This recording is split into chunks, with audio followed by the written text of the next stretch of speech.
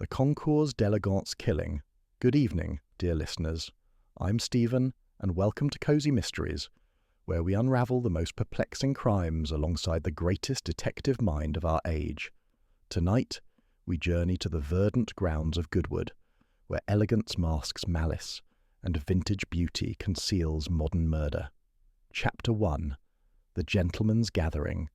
The June sun cast golden light across the manicured lawns of Goodwood Estate, transforming the grounds into a cathedral of automotive history. Rows of pristine vintage automobiles stood like mechanical sculptures, each representing decades of craftsmanship and obsessive restoration. The air hummed with genteel conversation and the occasional purr of a carefully maintained engine. Among the crowd, a compact Belgian gentleman observed everything with eyes that missed nothing. Hercule Poirot, resplendent in a perfectly pressed suit despite the summer warmth, walked beside his dear friend Captain Arthur Hastings, whose enthusiasm for vintage motor cars bordered on the evangelical. "Magnificent, Poirot!" Hastings exclaimed, gesturing toward a gleaming 1935 Lagonda. "Look at those curves, that chromework, absolute perfection." Poirot's moustache twitched with amusement. "But yes, my friend, very beautiful. Though I confess, I prefer the vehicles that travel on rails. The trains, they are punctual, methodical, orderly. These automobiles, they break down, yes?" "You have no soul, Poirot," Hastings laughed.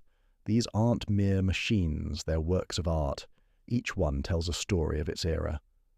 They had arrived at Goodwood as guests of Lord Mayfield, an old military acquaintance of Hastings, who sat on the Concours d'Elegance organising committee. The event attracted the world's most serious collectors, men and women who thought nothing of spending millions to acquire vehicles that would spend most of their existence in climate-controlled garages. The weekend's festivities centred around Sunday's judging ceremony, where expert panels would evaluate vehicles across multiple categories. The most prestigious class, pre-war luxury touring, would be judged at precisely 2 o'clock, an appointment that would prove fatal. As they strolled past a 1937 Delahaye, Poirot observed the crowd with professional interest. His retirement from active detection had proven remarkably short-lived. Crime, it seemed, followed him like a persistent shadow, appearing even at gatherings dedicated to mechanical beauty rather than human vice. "Tell me, Hastings," Poirot said quietly, "this Sir Malcolm Thornfield whose Bugatti everyone discusses, you know him?" Hastings' expression darkened slightly. "Know of him, rather. Wealthy beyond measure, collects cars like other men collect stamps. He's quite controversial in the vintage car world, actually." "Controversial? How so?" "Uses his money to outbid other collectors at auctions. Pays ridiculous prices just to prevent rivals from acquiring vehicles they've sought for years. Then refuses to share restoration knowledge or let anyone study his cars. Hoards automotive history for personal glory." Hastings' tone carried unusual bitterness. Poirot's eyebrows rose. "You speak with feeling, mon ami." "I do. 3 years ago, I was bidding on a 1928 Bentley. Saved for it, researched its history, planned its restoration. Thornfield swooped in at the last moment, paid double the estimate purely to spite another collector who'd criticised him in a magazine. He didn't even want the Bentley particularly. It sits in his garage, barely maintained." "I see.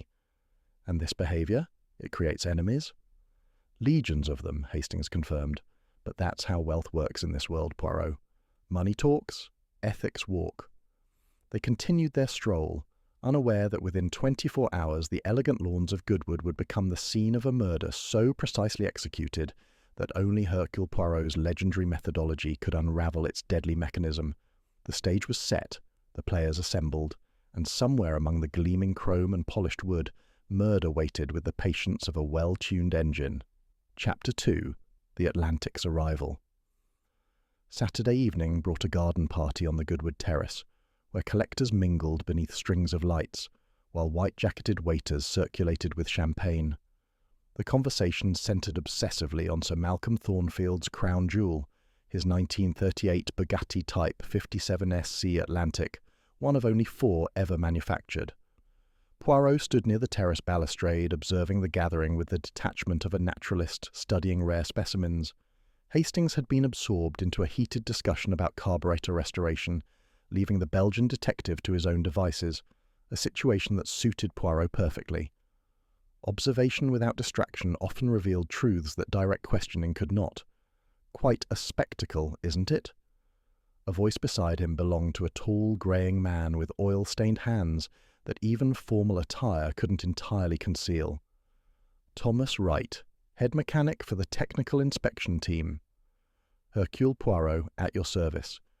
You are responsible for ensuring these magnificent vehicles are safe to display. Safety and authenticity both, Wright confirmed. His accent placed him from somewhere in the Midlands. Spend the whole day before each show going through every vehicle. Some of these restorations are more wish fulfillment than historical accuracy, if you understand me. Poirot's eyes gleamed with interest. You examine every car, including the famous Bugatti? Something flickered across Wright's weathered face, too quickly for most to notice, but Poirot was not most men. Every car, Wright repeated. The Bugatti took a bit longer. Complicated machine, the Type 57 SC. Supercharged engine, unique bodywork. Takes time to do it justice. You admire it? Wright's hands clenched briefly on his champagne glass. I admire the engineering, the craftsmanship that went into its creation. The car itself is magnificent. Its current owner. He left the sentence unfinished, but the implication hung heavy in the evening air. Before Poirot could probe further, a commotion near the terrace entrance announced Sir Malcolm Thornfield's arrival. He was a large man, both in stature and presence, with the confident bearing of someone who'd never been denied anything he truly wanted. His suit was Savile Row, his watch Patek Philippe, his smile the practiced expression of someone who measured relationships in terms of advantage. Ah, the vultures gather, Wright muttered, then seemed to remember himself. Forgive me. Professional objectivity isn't my strong suit where Thornfield is concerned. Poirot studied Wright with renewed interest. You have history with Sir Malcolm? Everyone in the vintage car world has history with Malcolm Thornfield. The question is whether that history is merely irritating or genuinely damaging. Wright set down his untouched champagne. If you'll excuse me, Mr. Poirot, I should check on tomorrow's setup. He departed, leaving Poirot to contemplate the interesting bitterness in his tone. Around the terrace, Thornfield held court like a medieval lord, surrounded by collectors who laughed at his jokes while their eyes betrayed calculation and resentment. Hastings rejoined Poirot, slightly flushed from champagne and automotive enthusiasm. Missed Thornfield's grand entrance, old boy. He's promising to demonstrate the Bugatti's engine sound during judging tomorrow. Should be spectacular. Those supercharged engines have a unique note. Indeed. Poirot's voice was thoughtful. Tell me, Hastings, when one demonstrates an engine, the car must be running, yes? Of course. Usually just at idle, enough to show the engine's health without risk. Why? Oh, no particular reason. But Poirot's eyes had taken on the peculiar intensity that Hastings knew preceded revelation. Simply that I think perhaps tomorrow's demonstration may prove more spectacular than anyone anticipates. You're being cryptic again, Poirot. Not cryptic, mon ami, merely attentive. The little grey cells, they notice patterns that the conscious mind overlooks. Chapter 3. The Sunday Showcase. Sunday morning dawned clear and perfect, the kind of English summer day that poets immortalize and farmers distrust. By 10 o'clock, the Goodwood grounds teemed with spectators, photographers, and collectors, positioning their vehicles for judging. Poirot, immaculate in a light grey suit despite the building heat, walked the display area with Hastings. The Belgian's steps appeared aimless to casual observers, but those familiar with his methods would recognize the systematic grid pattern of his movements, a man cataloguing details for future reference. The pre-war luxury touring category occupied the prime position near the main marquee. 12 automobiles stood in perfect alignment, each representing the pinnacle of 1930s automotive luxury. But all eyes inevitably gravitated towards Sir Malcolm Thornfield's Bugatti Type 57 SC Atlantic. The car was art. Its aluminum bodywork, hand-formed over wooden bucks, created curves that seemed to defy physics. The distinctive spine running down the car's centre originally a riveting technique elevated to aesthetic principle, caught sunlight like a sword blade. Even Poirot, who preferred trains to motor cars, could appreciate the vehicle's extraordinary beauty. Thornfield stood beside his prize, accepting congratulations from judges and fellow collectors with the magnanimity of someone who knows victory is assured. He wore driving gloves and a period-appropriate motoring coat, affectations that some found charming and others found pretentious. "Going to fire her up at 2 sharp," Thornfield announced to the growing crowd. "Let the judges hear what a properly maintained Bugatti sounds like. That supercharger whine is music, absolute music." Poirot observed the crowd's reaction. Most faces showed anticipation, but several betrayed something darker. Near the back, he spotted Thomas Wright, watching with an expression that suggested a man witnessing his own funeral. Hastings was in his element, discussing compression ratios and carburetor specifications with other enthusiasts. Poirot excused himself and approached Wright, who stood slightly apart from the main gathering. "You have checked this Bugatti personally, yes? For the technical inspection?" Wright started, as if pulled from deep contemplation. "Yesterday morning. Spent nearly 45 minutes on it. Every system, every component." "That is longer than usual." "The Type 57 SC is complicated," Wright said carefully. "Supercharged engine, unique bodywork, complex exhaust routing. It demands thoroughness." "And you found it in perfect condition?" "Mechanically perfect." Wright's jaw tightened. "Thornfield maintains his vehicles impeccably, I'll give him that. Whatever else one might say about the man, he understands machinery." "But you do not approve of him?" Wright met Poirot's eyes directly. "I don't approve of predators, Mr. Poirot, regardless of how well they maintain their acquisitions." Before Poirot could pursue this intriguing comment, the morning's judging began. The Belgian detective made his way back to Hastings, his mind already constructing frameworks of possibility. Around them, the pageant of vintage automotive excellence continued, unaware that within 4 hours beauty would give way to death. Chapter 4. The Fatal Demonstration.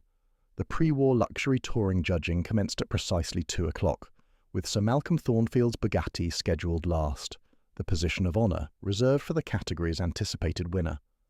The afternoon sun had reached its zenith, casting minimal shadows across the display area. 3 judges, a noted automotive historian, a restoration expert, and a representative from the Bugatti Owners Club, examined each vehicle in turn. They assessed authenticity of components, quality of restoration, historical significance, and mechanical condition. The process was methodical, professional, and deadly serious.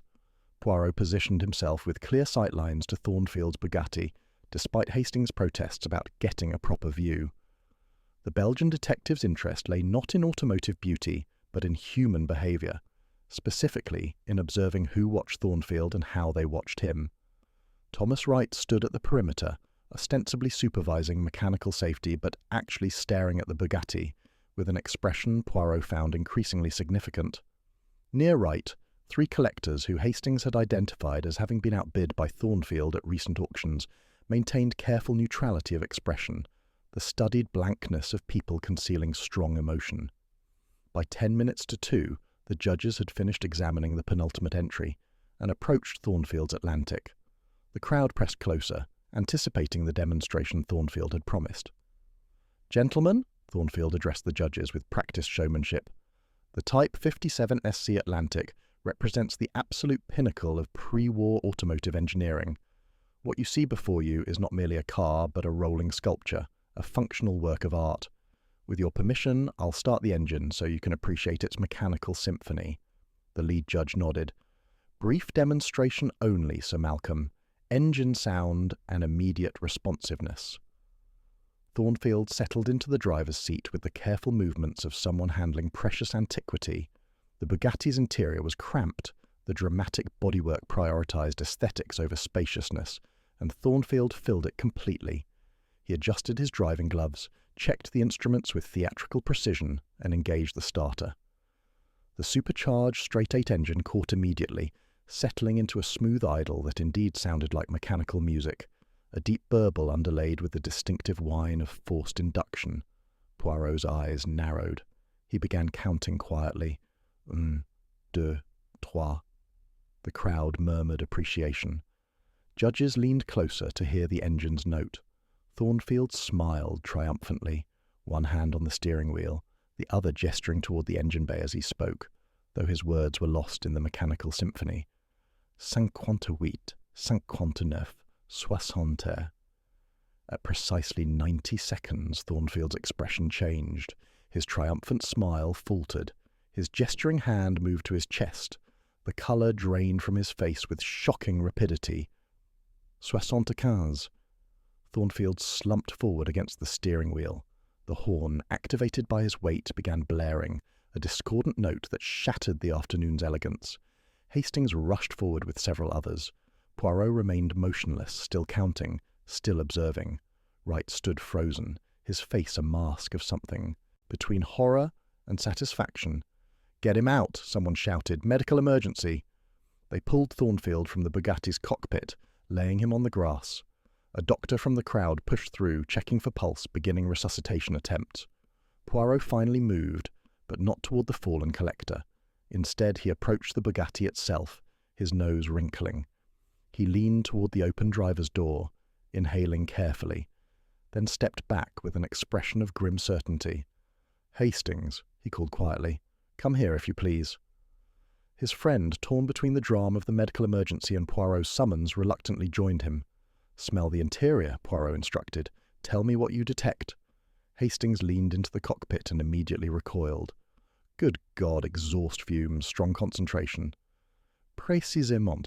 And yet the engine ran for less than 2 minutes in open air with favourable wind conditions. Tell me, mon ami, should such concentration be possible? Hastings' face paled as understanding dawned.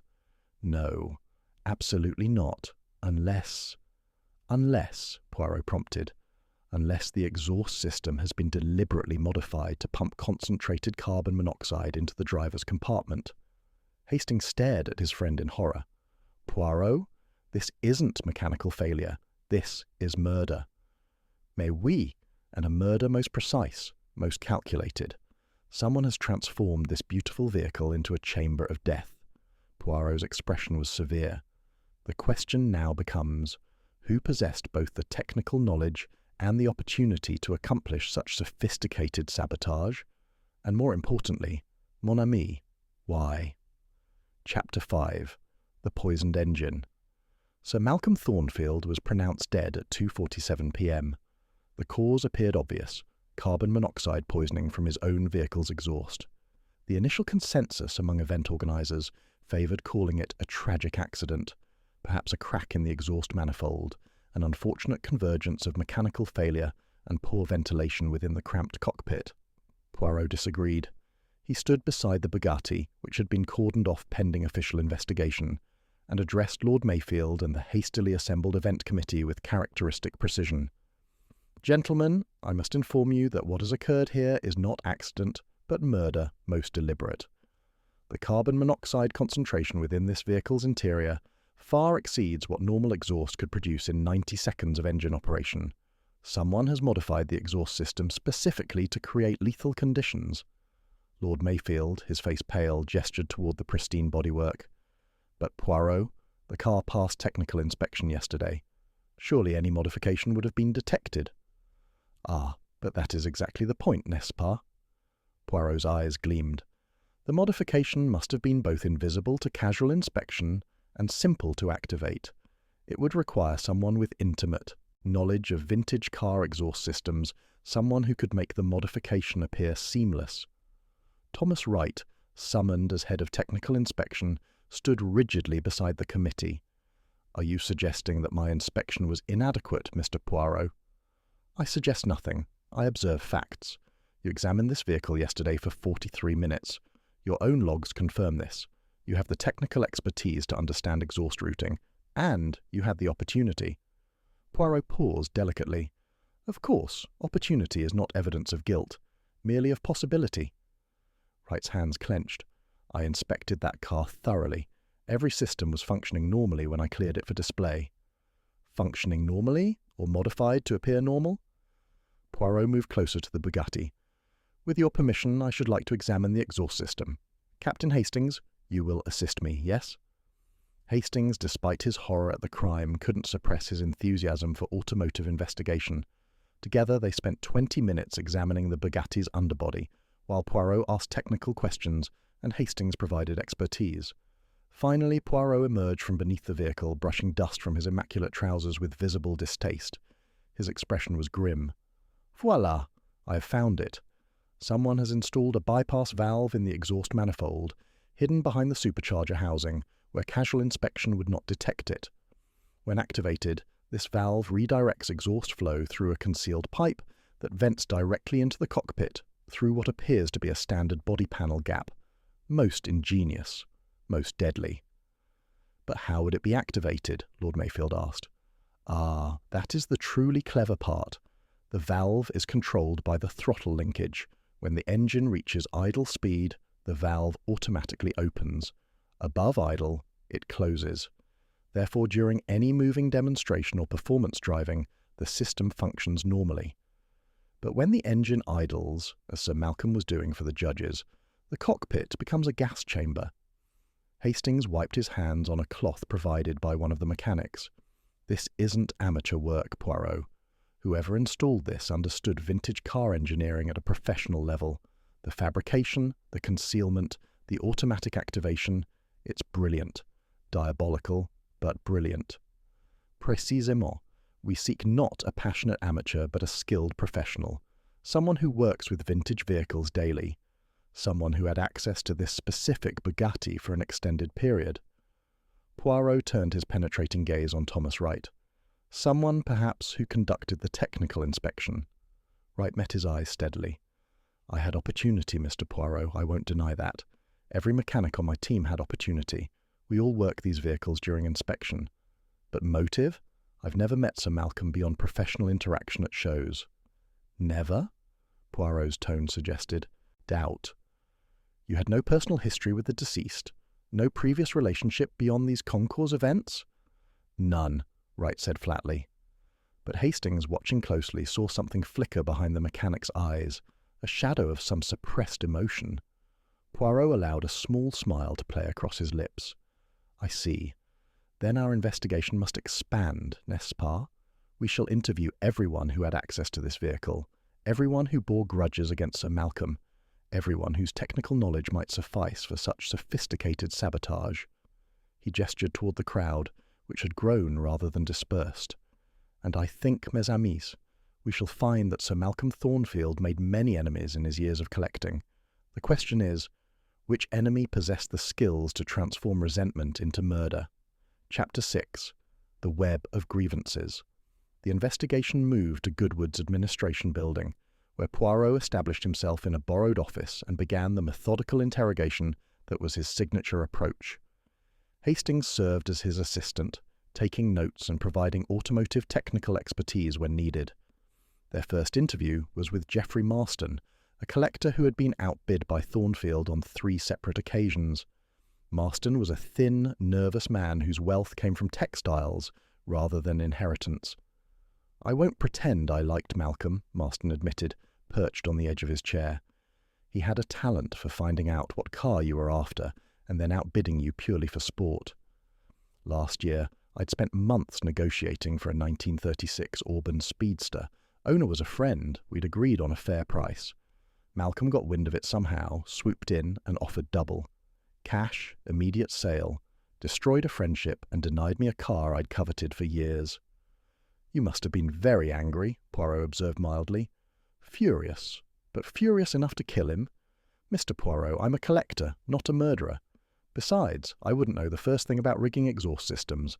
I pay mechanics to change my oil." Hastings verified this with several questions about automotive systems. Marston's ignorance was genuine.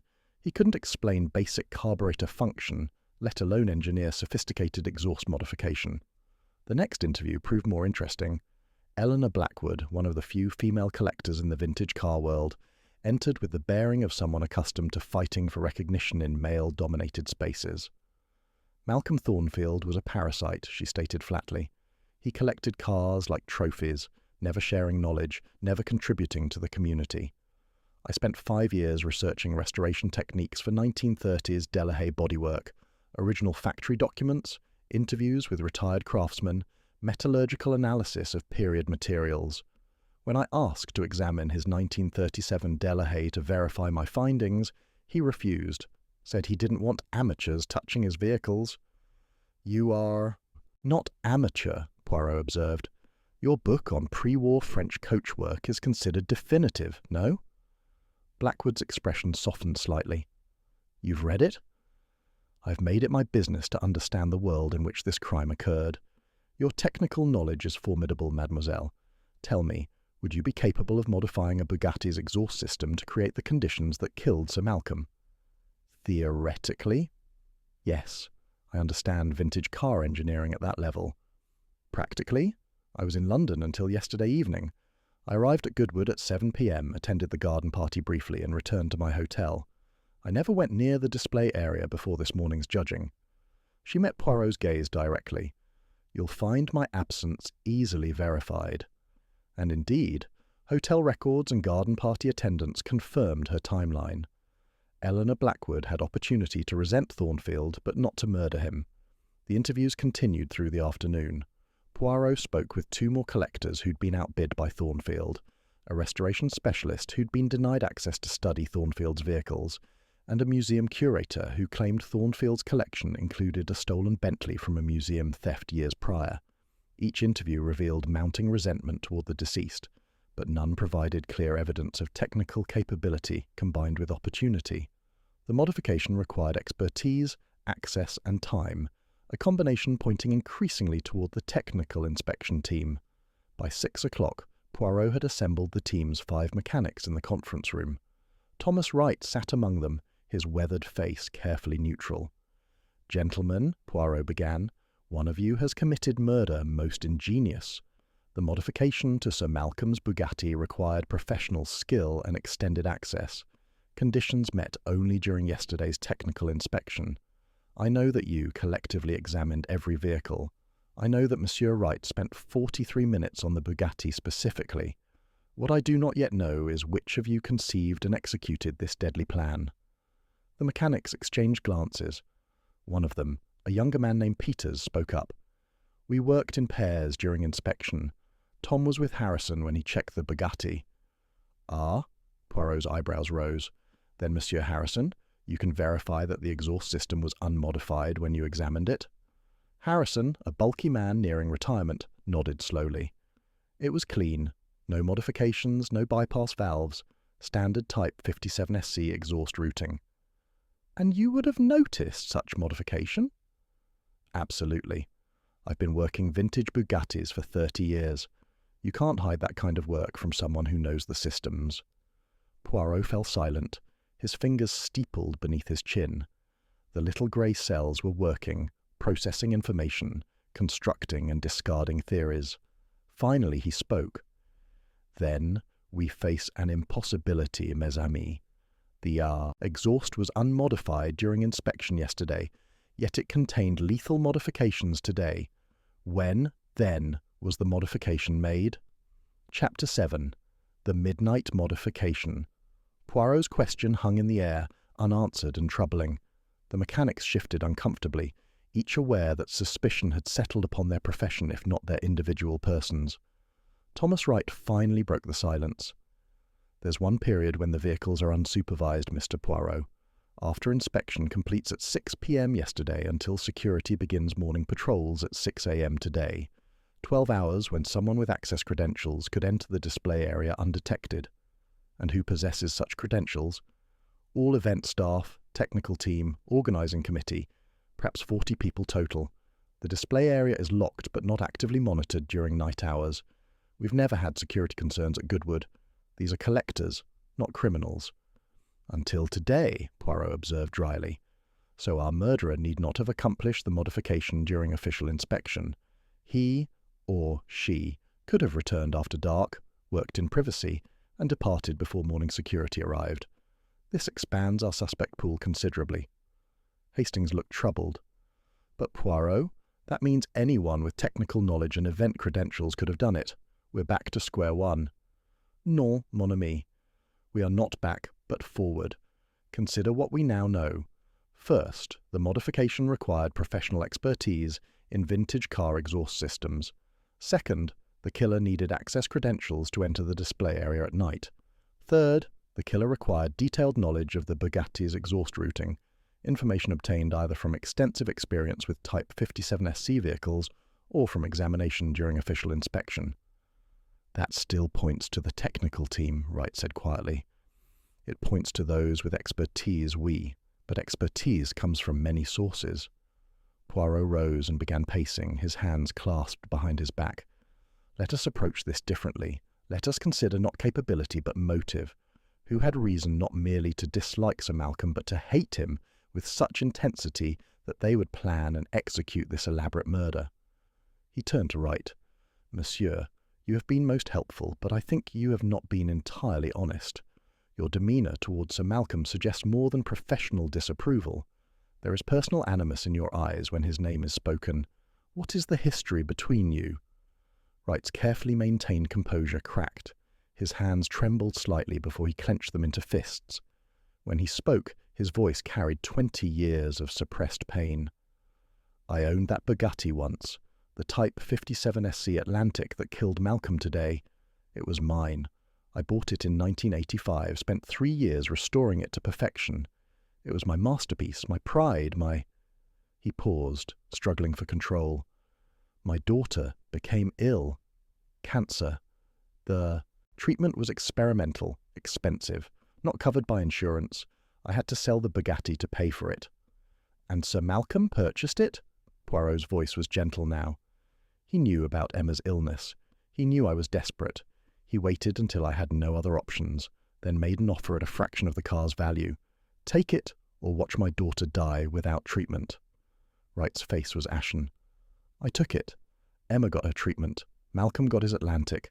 And I've spent 20 years watching him parade my car at shows, boasting about his acquisition, while I work as a mechanic to survive.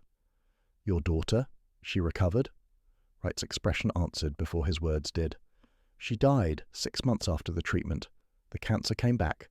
I lost Emma and lost the car that might have secured her future. And Malcolm gloried in his bargain purchase, never knowing or caring what it cost me. The room fell silent. Even the other mechanics, who had known Wright for years, seemed shocked by this revelation. Hastings spoke carefully. Tom, where were you last night between 6 p.m. and 6 a.m.? At my workshop. I live above it, about 3 miles from Goodwood. Alone. Wright met their eyes steadily. No alibi, no witnesses, just me and my conscience. Poirot studied him intently. You have the expertise to modify the exhaust system. You had opportunity during both official inspection and the night hours. You possessed 43 minutes alone with the Bugatti during technical examination, and now we discover you had motive beyond what anyone might have imagined. Not merely professional grievance, but profound personal tragedy. Yes. Wright's voice was steady now, almost calm. I had every reason to kill Malcolm Thornfield. I fantasized about it for years, imagined 1,000 ways he might die. And yes, I know enough about vintage car systems to rig an exhaust manifold to pump carbon monoxide into a cockpit. So if you're going to arrest me, Mr. Poirot, arrest me. But I didn't do it. Why should I believe you? Wright smiled bitterly. Because if I'd killed him, I wouldn't have destroyed the car in the process. The exhaust modification isn't just lethal to humans. That concentration of carbon monoxide will have damaged the engine beyond repair. The valves, the pistons, the cylinder walls, all contaminated. The Atlantic is finished as a functional vehicle, and I could never destroy that car. Never. It's all I have left of Emma. Poirot's eyes gleamed with sudden intensity. Say that again, s'il vous plaît. The car is destroyed. The engine damage from concentrated carbon monoxide. No, not that. The other part, about what you could never do. I could never destroy that car. It's Emma's legacy, in a way, the last thing I sacrificed for her. Poirot turned to Hastings, his expression transformed. Mon ami, I have been an imbecile. The answer, it has been before us all along, but I was too blind to see it. Come, we must examine the Bugatti again, immediately. And Monsieur Wright, you will accompany us. Your expertise is required. Chapter 8. The engine's revenge. They reconvened at the display area, now lit by portable work lights as evening descended. The Bugatti sat in lonely splendour, cordoned by police tape, its beautiful bodywork gleaming even in artificial light. To Poirot's carefully trained eye, however, it now appeared less a work of art than a mechanical betrayal, beauty concealing lethal intent. Wright approached the vehicle with visible reluctance, as if proximity to his lost treasure caused physical pain. Poirot directed him to examine the engine bay while Hastings provided additional light. "Tell me about the damage," Poirot instructed. "What specifically would concentrated carbon monoxide do to this engine?" Wright opened the Atlantic's hood and leaned over the supercharged straight-eight motor. His examination was thorough, professional, touched with the tenderness of someone handling a remembered love. After several minutes, he straightened, his expression grim. "It's worse than I thought. The carbon monoxide concentration was so high that it's contaminated the entire intake system. The supercharger internals are damaged, the valve seals are compromised. The cylinder walls will have surface corrosion. This engine would need complete disassembly and rebuild, probably £50,000 worth of work. And some of the damage may be irreversible. Original parts are impossible to source." "So, the vehicle, while physically intact, is mechanically destroyed?" "Effectively, yes. It would take months of expert restoration to make it running properly again, and it would never be quite the same. The originality is compromised." Wright's voice carried professional assessment overlaid with personal grief. Poirot nodded slowly. "And you say you could never have done this, because the car represents your daughter's memory?" "It represents my last gift to her, my sacrifice for her. I may hate Malcolm for exploiting my desperation, but I can't hate the car itself. It's not the Atlantic's fault that Malcolm was a predator." Wright's hand rested gently on the fender. "This car, it's the last thing I built with my own hands that Emma saw and admired. She was so proud of my restoration work. I could never destroy that." "Précisément." Poirot turned to face the gathering darkness beyond the work lights. "And therein lies the key to this entire affair. The killer did not merely wish to murder Sir Malcolm, he wished to destroy the Atlantic as well. The modification was engineered not just for lethal efficiency, but for maximum engine damage. The carbon monoxide concentration far exceeded what simple murder required. This was not merely homicide, but vehicular destruction." Hastings frowned. "But why destroy the car? If someone hated Thornfield, why not just kill him and preserve the vehicle?" "Because, mon ami, for this particular killer, the Atlantic represented something beyond its monetary value or historical significance. It represented Thornfield's trophy, his stolen prize, his public glory. To destroy both man and machine in one act was to create perfect symmetry, removing both the predator and his most prized acquisition." Wright's face had gone pale. "You're saying someone destroyed the Atlantic deliberately, as part of the murder, not incidental to it?" "Mais oui. And that person, Monsieur Wright, is not you. You could not destroy this vehicle. Your emotional attachment prevents it, but someone else could. Someone who saw the Atlantic not as Emma's legacy, but as Malcolm's ill-gotten triumph. Someone who wanted poetic justice. If they could not have the car restored to its rightful owner, then no one would have it." Poirot began pacing around the Bugatti, his eyes distant with concentration. "Let us reconstruct the killer's psychology. He possesses technical expertise in vintage vehicles. He had opportunity to modify the exhaust system during the night hours. He knew the Atlantic's history, that it was taken from you at exploitation prices during your family crisis. And he believed that destroying both Malcolm and the car would create justice of a sort. But who?" Hastings demanded. "Who fits that profile?" "Someone close to Monsieur Wright, someone who knew his story, who witnessed his pain over the years, someone with both technical capability and access credentials." Poirot stopped his pacing and turned to face Wright directly. "Monsieur, who among your colleagues knows the full story of your daughter and the Atlantic?" Wright considered. "Most of the technical team knows parts of it. We worked together for years, shared drinks after events, but the complete story, the details about Malcolm's predatory purchase, Emma's illness, the financial desperation that I've told to very few people, Including? Harrison. James Harrison. We've worked together for 15 years. He was there when I got the diagnosis, when I had to make the decision to sell, when Emma died. He helped me through all of it. Wright's eyes widened. But James would never. Would he not? Poirot's voice was soft but inexorable. Let us consider Monsieur Harrison's position. He has witnessed your suffering for 15 years. He has watched Malcolm Thornfield display your Atlantic at event after event, forcing you to see the car that symbolized your daughter's death. He possesses the technical expertise to modify exhaust systems. You yourself said he has 30 years' experience with Bugattis, and he had access to the Atlantic during inspection, working alongside you. Hastings pulled out his notebook. Tom, you said you and Harrison inspected the Bugatti together. Were you with him the entire time? Wright thought back. Not the entire time. I started the inspection while James finished the previous car. Then he joined me, and we completed it together.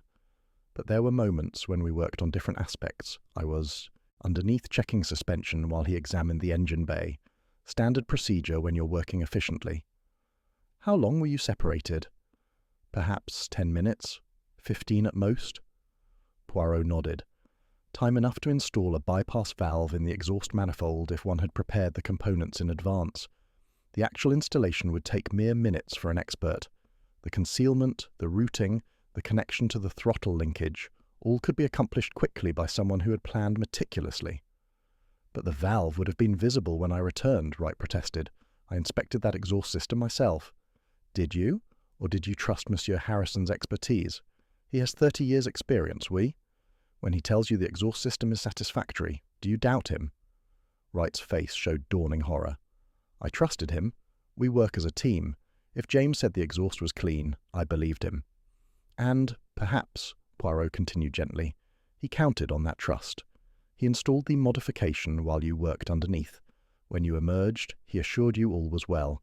And being partners, being friends, you accepted his word. But the night hours, Hastings interjected. You said the modification could have been done then. Why focus on the inspection period? Because, mon ami, the inspection period provides the perfect alibi. If Monsieur Harrison installed the modification during official inspection, with Monsieur Wright present but occupied elsewhere, then he can claim he was never alone with the vehicle. He was always working alongside his partner. The modification becomes an impossible crime, committed in plain sight, but invisible to the very person whose story motivated the murder. Poirot turned to face the darkness beyond the lights. We must find Monsieur Harrison, immediately. There are questions he must answer, and I very much think, that his answers will provide the final pieces of this tragic puzzle. Chapter 9. The Confession. James Harrison was located at his hotel room packing for his departure the following morning. When Poirot, Hastings, Wright, and 2 local constables arrived, he opened the door with the calm resignation of someone who had been expecting this visit. "Come in," he said simply. "I suppose it was the engine damage that gave me away?" The room was modest, neat, containing the sparse possessions of someone who lived simply despite decades of skilled labour. Harrison gestured for them to sit, though only Poirot accepted. The others remained standing, forming a loose semicircle near the door. The engine damage, oui, Poirot confirmed. It was too extensive, too deliberate.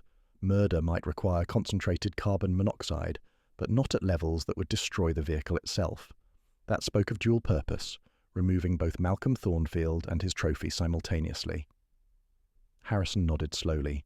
He was a large man, made larger by years of manual labour, but in this moment he seemed diminished, folded in on himself. I should have calibrated it differently, should have done just enough to kill Malcolm without harming the Atlantic, but I needed.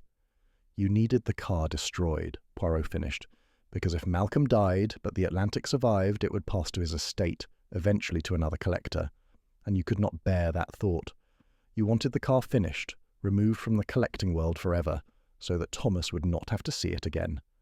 15 years, Harrison said, his voice rough. 15 years I've watched Tom forced to work events where that bastard paraded the Atlantic. Do you know what that's like? Watching your best friend slowly destroyed by the sight of something he loved, something he sacrificed for his dying daughter. worn as a trophy by a predator who exploited his desperation. Wright stepped forward. "James, you should have told me. Should have talked to me instead of what, Tom? Instead of killing the man who ruined your life? Instead of destroying the car that represents your daughter's death?" Harrison's laugh was bitter. "We've talked for 15 years. Talking doesn't restore Emma. Talking doesn't return the Atlantic. Talking doesn't punish predators who exploit family tragedy for collectors' glory." Poirot observed Harrison carefully. "Tell me how you did it. The technical details. I wish to understand the full scope of your planning." Harrison sighed, seemingly relieved to finally share his secret. "It took months. I researched carbon monoxide concentration rates, studied exhaust system modifications, practiced on similar vehicles in my own workshop. The bypass valve was custom fabricated. You won't find another like it. I designed it to look like original Bugatti components, to hide behind the supercharger housing where casual inspection wouldn't notice." "And you installed it during the official inspection?" "While Tom was underneath checking suspension. He was occupied for perhaps 12 minutes. I had the components prepared, rehearsed the installation sequence. It took 9 minutes to install, test, and conceal. When Tom emerged, I told him the exhaust system was clean. He trusted me." Harrison's face showed anguish. "God forgive me. He trusted me." "Why did you make the carbon monoxide concentration so extreme?" Hastings asked. "You could have killed Thornfield with less contamination." "Because I wanted the engine ruined. Completely, irreversibly ruined. I wanted that car finished so Tom would never have to see it again, so no other collector could claim it as their prize, so it would cease to exist as a functional symbol of Malcolm's predatory wealth." Harrison met Wright's eyes. "I did it for you, Tom. For Emma. For justice that the law would never provide." Wright's face was a study in conflicting emotions. Horror, grief, understanding, betrayal. "You destroyed the last thing Emma saw that I'd built, the last example of my craft, that gave her pride in her father. You thought you were avenging her, James, but you just killed her memory a second time." Harrison recoiled as if struck. "No, Tom, I thought—" "You thought wrong," Wright's voice broke. "The Atlantic wasn't Malcolm's trophy. It was Emma's legacy. And you destroyed it to satisfy your own rage, your own sense of justice. You didn't do this for me. You did it for yourself." Silence filled the room. Poirot let it stretch, understanding that some truths require space to be absorbed. Finally he spoke. "Monsieur Harrison, there is one detail I still do not comprehend. The modification required you to return to the display area to remove the bypass valve before the engine damage became immediately evident upon inspection. Yet you did not do so. Why? Did you lose courage? Did circumstances prevent your return?" Harrison shook his head.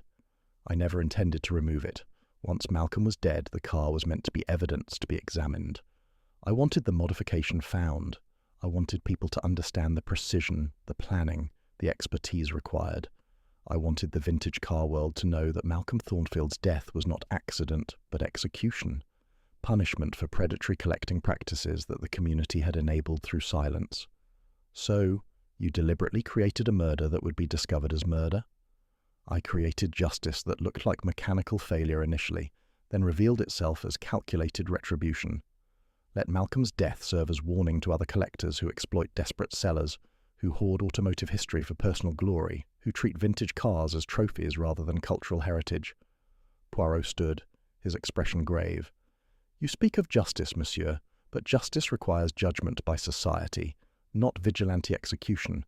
You had legitimate grievances against Malcolm Thornfield. His exploitation of Monsieur Wright's tragedy was contemptible. But you chose murder over exposure, revenge over reform. In doing so, you have destroyed 3 things: Malcolm Thornfield's life, the Atlantic's function, and Thomas Wright's friendship. This is not justice. This is tragedy compounded." The constables moved forward. Harrison did not resist as they placed handcuffs on his wrists. At the door, he turned back to Wright one final time. "I'm sorry, Tom. I truly thought I was helping you." Wright said nothing. His face was a mask of grief. For Emma, for the Atlantic, for a friendship that had just revealed itself as something darker than he'd imagined. As they led Harrison away, Poirot placed a gentle hand on Wright's shoulder. "Come, mon ami, there's nothing more to be done here tonight. Tomorrow we shall speak with the authorities, provide our testimony. But tonight you must grieve, not only for your daughter, but for your friend who loved you enough to commit murder, but not wisely enough to understand what you truly needed." Chapter 10. The Price of Justice. 3 days. Later, Poirot and Hastings sat in their London rooms, the case officially concluded. Harrison had made a full confession to police, providing technical documentation of his modification work and expressing no remorse for Thornfield's death, only for Wright's anguish at the Atlantic's destruction. Hastings poured brandy for them both, the evening sun casting golden light through the windows. "I can't stop thinking about it, Poirot. The moral complexity. Harrison committed murder unquestionably, but Thornfield's behaviour toward Wright, exploiting a dying child's medical crisis to acquire a car at fraction value, that was monstrous in its own way." Poirot sipped his brandy, his expression thoughtful. "Indeed, mon ami, this case has troubled the little grey cells in ways that pure puzzle-solving cannot address. The facts were always clear, the expertise required, the access patterns, the motive. But the ethics, those remain murky even now." "The vintage car-collecting world enabled Thornfield's predatory behaviour," Hastings continued.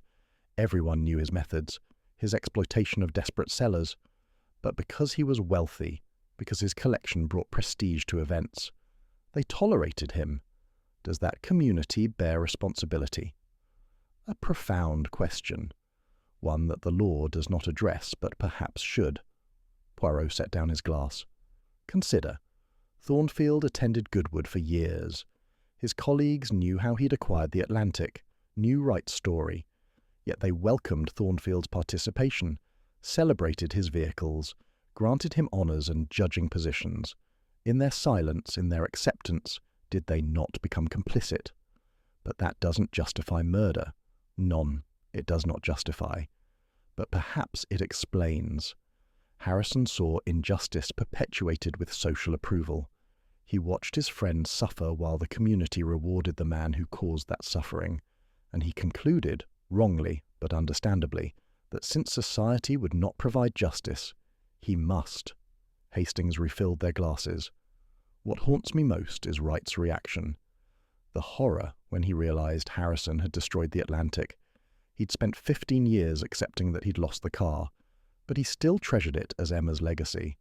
Harrison thought he was erasing a painful symbol. Instead, he destroyed a precious memory. That is the fatal flaw in vigilante justice, mon ami. The avenger imposes his own interpretation of what the victim needs, without truly understanding the victim's heart. Harrison loved Wright as a friend, but he did not comprehend what Wright truly valued. The Atlantic was not merely a car stolen by a predator. It was Wright's last gift to his daughter, his final act of fatherly love. To destroy it was to destroy Emma's memory again. Will Wright testify against Harrison? He has already provided his testimony, factual, complete, without emotional colouring. He confirmed Harrison's technical expertise, their working relationship, the opportunity during inspection. But he also testified about Thornfield's exploitation, the circumstances of the Atlantic sale, the emotional toll of seeing his lost car displayed repeatedly. His testimony will ensure Harrison is convicted, but it will also ensure the court understands the full context. Hastings paused before asking the question that had troubled him since the arrest. "Do you think the sentence will be reduced, given the provocation, the predatory behaviour that motivated the crime?" Poirot considered carefully. "The British justice system will weigh many factors.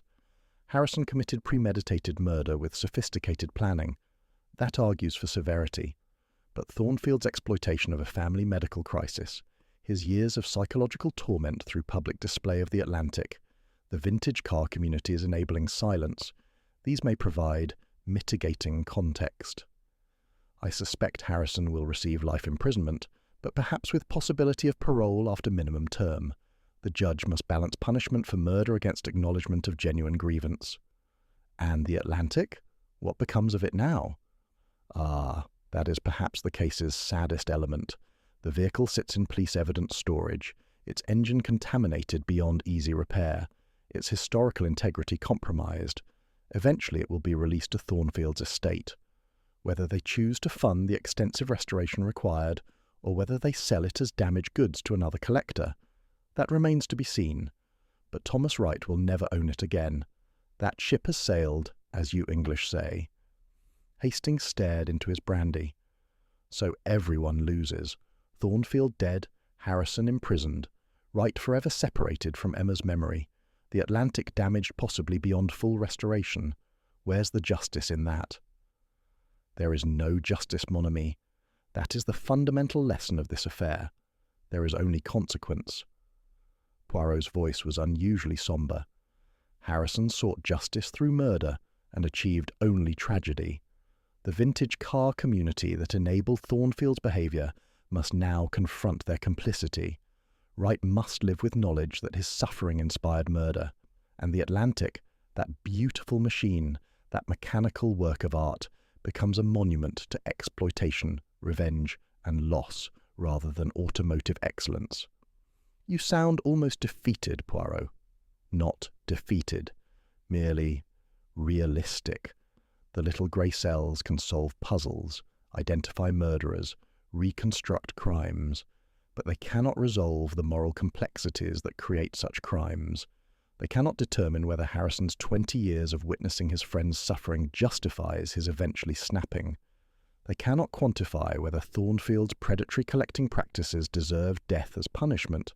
They cannot restore Emma Wright to life, which is the only outcome that would truly provide justice to all parties. Hastings nodded slowly. Lord Mayfield told me that Goodwood is implementing new policies, background checks on all technical staff, buddy system requirements during vehicle inspection, overnight security patrols of display areas. They're treating this as a security failure rather than a moral failure. Which is easier, no doubt. To address technical vulnerabilities is simpler than to address ethical ones. Poirot's smile was rueful. But perhaps some good will emerge. Perhaps the vintage car collecting world will examine its tolerance of predatory practices. Perhaps collectors will consider the human cost of their acquisitions, especially purchases made from desperate sellers. Perhaps the community will recognize that wealth alone should not determine whose voice matters. That's rather optimistic for you. I am allowed occasional optimism, am I not? Especially when the alternative is to believe that Malcolm Thornfield died in vain, that Thomas Wright's suffering means nothing, that James Harrison destroyed his life for no lasting change. Poirot finished his brandy. Human nature may not improve dramatically, but human systems can. The question is whether the vintage car-collecting world will seize this moment for reform, or will simply wait for memory to fade before returning to previous practices. They sat in companionable silence as evening deepened into night. Outside, London continued its eternal rhythm, indifferent to tragedy, heedless of justice, concerned only with its own perpetual motion. Finally, Hastings spoke. "Thank you, Poirot, for solving it, for understanding the complexity, for not offering easy answers when there aren't any. The truth is rarely easy, mon ami, but it is always necessary. And sometimes, only sometimes, the truth itself provides a form of justice that law and punishment cannot match. Harrison will be imprisoned, yes, but his crime has illuminated Thornfield's predatory practices, exposed the community's complicity, and perhaps prevented future Thornfield Wrights from suffering similar exploitation. That is not justice in any legal sense, but it may be justice of a sort nonetheless. So, what do we do now?" Poirot rose, straightening his impeccably pressed suit. Now we return to our regular lives. We await the trial, provide testimony when called, and we remember that behind every crime, no matter how clever, no matter how precisely executed, lie human hearts in conflict with themselves and their world. The little grey cells may solve the puzzle, but only compassion can comprehend the pain that creates such puzzles in the first place. Hastings stood as well, raising his empty glass in a silent toast. To Emma Wright, who died too young. To the Atlantic, damaged beyond easy healing. To Thomas Wright, who lost daughter, car, and friend. To James Harrison, whose love expressed itself in murder, and to Malcolm Thornfield, whose predatory greed created the conditions for his own destruction. Justice? Perhaps not. But understanding? That, at least, Hercule Poirot could provide. Dear listeners, thank you for joining me, Stephen, on this journey through one of Poirot's most morally complex cases. The Concours d'Elegance killing reminds us that the line between justice and revenge is far thinner than we'd like to believe, and that even the most precise detective work cannot untangle the ethical knots we humans create. Until next time, this is Cozy Mysteries, where murder is never simple and truth is never easy. Good night.